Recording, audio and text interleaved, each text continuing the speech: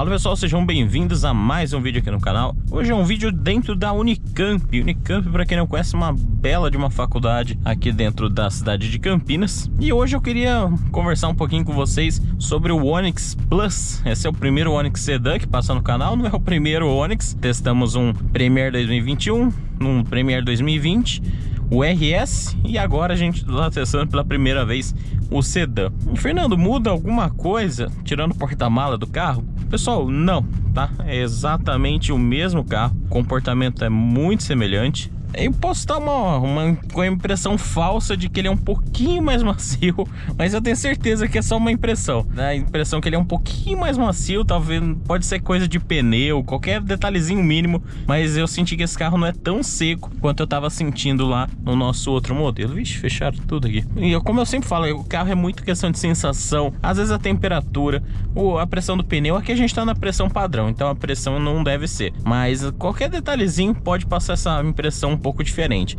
Aqui a gente está numa situação de asfalto também muito boa, então o carro é bem prazeroso, é um carro macio, confortável, né, para esse tipo de situação. Agora quando a gente passa em lugares que o asfalto é bem ruim, aquela coisa de remendo, muito remendo ou paralelepípedo, a gente já percebe que sim, continua com aquela característica de ser um carro com uma resposta um pouco mais durinha do que a gente gostaria, principalmente no sedã, né? Como eu falei, parece que ele é um pouquinho mais macio que o hatch, parece, mas pode ser só uma impressão mesmo.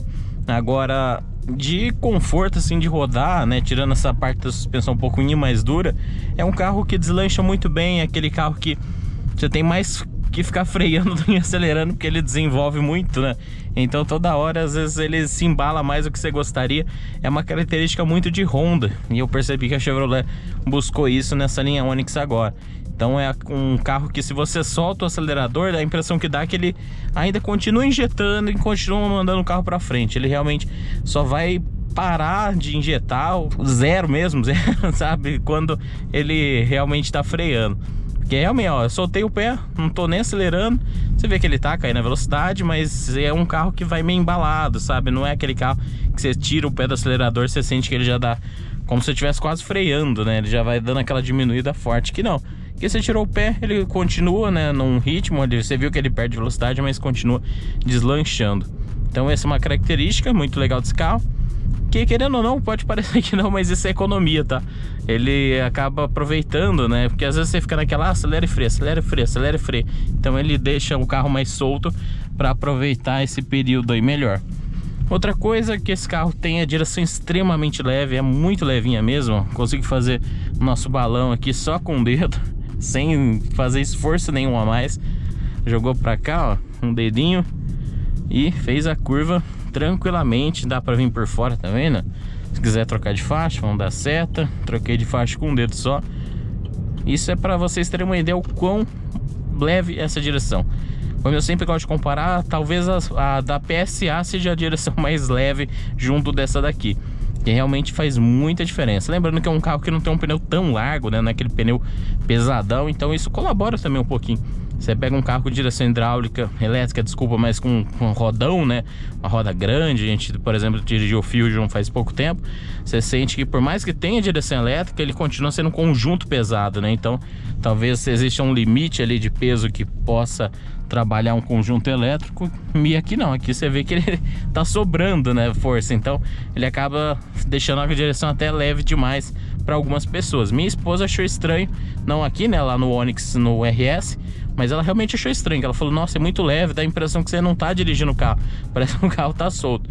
Então isso é uma característica que pode sim algumas pessoas não gostarem, tá? Não é todo mundo que gosta de uma direção tão morta, entre aspas, assim. Ele realmente aqui é como se estivesse dirigindo um videogame. Ele não te dá uma força contra ali, segura. Claro, a gente tá falando aqui situação cidade, tá? Na rodovia ele vai te deixar durinho e não vai ter aquela sensação de flutuação, não. É um carro bem firme. O que mais que eu posso falar aqui do sedã para cidade? Não tem muito mais o que dizer, não. Então, de resto, tudo igual. Acabamento, né? Aqui não é o foco do vídeo, mas o acabamento dessa versão aqui, Premier Zona, já tem todo um esquema, né, de cor diferente. Uma pena que lá atrás... Uma pena não, desculpa. Lá atrás tem, né? Diferente do outro carro. Esse carro aqui já tem o couro ali atrás de outra cor, né? O banco traseiro que não tem. Então ele já mudou, porque no hatch ele só tem as cores na parte da frente, aí você vai atrás, o carro é igual a todas as outras versões, não fazia muito sentido. O cluster, né, o odômetro, o pessoal fica bravo que fala cluster, então o odômetro do carro é o padrão, né? O RS ele tinha um contorninho vermelho, esse daqui não, esse daqui é o padrão. Uma iluminação branca, mas com algum tonzinho de outra cor, não é um branco puro. Dá pra perceber até porque o velocímetro central, né, que não é colorido, vai ressaltar, é realmente branco. Então a iluminação aqui é um pouquinho destoada do branco puro. Central multimídia excelente. Vale sempre lembrar que essas versões mais novas é sem fio já, tá? Apesar de eu usar o fio aqui, ele não necessita do fio para se conectar pelo Android Auto ou Apple CarPlay. Então isso é uma coisa bem legal também desse carro, acaba ajudando bastante. E essa versão, né, lembrando que essa é a Premier Top, eu acho que é Premier 2, né, que eles consideram o nome. Tem o sistema de estacionar sozinho. O que mais que esse carro faz? Ele tem controle de estabilidade, tração, né, de praxe, já de um carro mais completo e moderno. Um ar-condicionado digital, que é diferenciado também, que a gente viu que no RS ele não tinha. Temos Wi-Fi também, isso é bem legal. Tem uma central multimídia aqui que você vem aqui, você já tem a parte de Wi-Fi. Até no outro carro eu ficava olhando, lembrando o que era. O terceiro ícone era o do ar-condicionado. Como esse ar é digital, você pode operar o ar diretamente por aqui, ó. Você não precisa necessariamente ir lá. Aí é questão de costume, né? O que é achar mais fácil ou mais devagar. Então você pode ligar e desligar por aqui. Temos o sistema OnStar também, né? Já completo, que é um sistema concierge. Você tem como se fosse uma central, né, de apoio, qualquer coisa que precisar. Tem um sistema de emergência também que ativa sozinho se precisar. Outra coisa legal, deixa eu ver se eu consigo ativar ele aqui com o ciclista. Eu acho que ele não vai ativar. Mas a gente tem um sensor de ponto cego, não sei se vocês repararam aí, ele acender em algum momento, mas ele realmente pega mais carro, é impressionante. Às vezes você passa em mato, passa em poste, essas coisas ele não pega, ele realmente faz leitura de carro. Então dá pra ver que é um sistema que tem um mínimo ali, apesar de ser um sensor, né, um sensor de ré normal, só que fica do lado do carro. E aí ele consegue captar, talvez pelo volume, saber que é um carro, uma pessoa, o que é.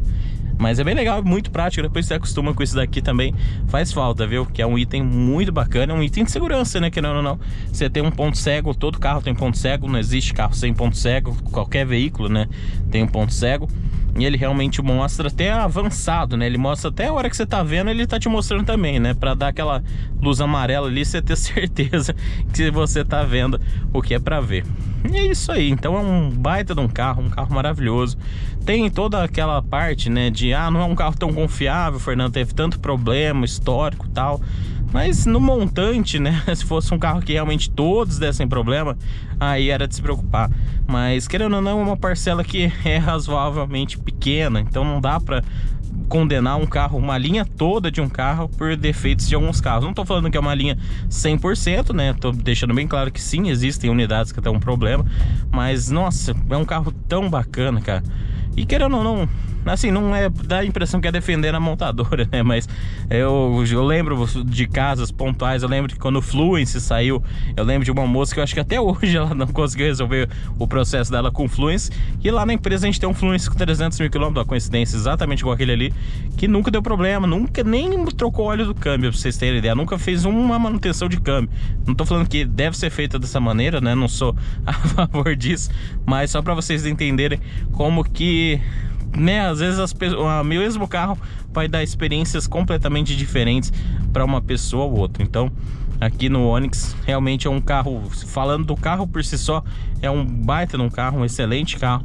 Mas aí você tem que realmente dar sorte de pegar uma boa unidade para não ter nenhum tipo de problema. Uma coisa também, né, só para encerrar esse vídeo, para não ficar muito longo, a questão de espaço interno do carro. É um espaço bom, eu tô confortável, mas eu que ando no Sandero no dia a dia, me acho mais confortável no Sandero em questão de espaço de cabine, tá? Os bancos desse carro melhorou, ficou um pouquinho mais macio, não é aquela coisa maravilhosa, mas ficou um corrinho um pouquinho melhor. Mas dá pra sentir que aqui, principalmente a parte esquerda, né, no meu caso eu que sou bem grande, então meu braço reto, deixa eu deixar só para referência, então dá pra ver que meu braço reto ele já tá raspando na porta, né? No Sandero não, o Sandero eu tenho um bom volume pro lado esquerdo. Do lado direito, obviamente, né, tem espaço de sobra. Então eu só senti isso daqui, ó. A distância do volante pra cá eu acho muito pequena. No Sandero essa distância é bem maior. Então ele é um pouquinho mais compacto, né? Ele é um carro mais assim. Ele tem um comprimento legal para a categoria.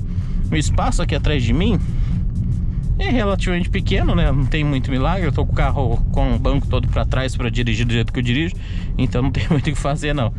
Mas é um carro que atende, né? Para a categoria, lembrando que é um carro compacto. Para um carro compacto ele tá ali na média da concorrência. Mas sim, o Virtus é maior. Quem quer mesmo espaço, o Virtus vai estar o melhor. E que mais que a gente tem? O Verso também é uma baita de um carro grandão.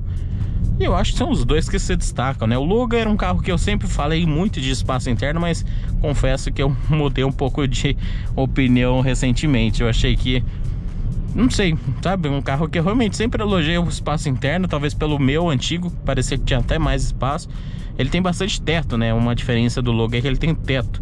Aqui a gente já tá quase no limite, né, do teto. Aqui a gente tá bem pertinho, que é um problema desses carros. Então se você botar um teto, como fala, se tivesse teto solar nesse carro, tava lascado. Porque o 2008 mesmo, que tem um teto solar, né, o panorâmico na verdade, ele já fica com aquela estrutura um pouco mais baixa e já fica raspando a cabeça.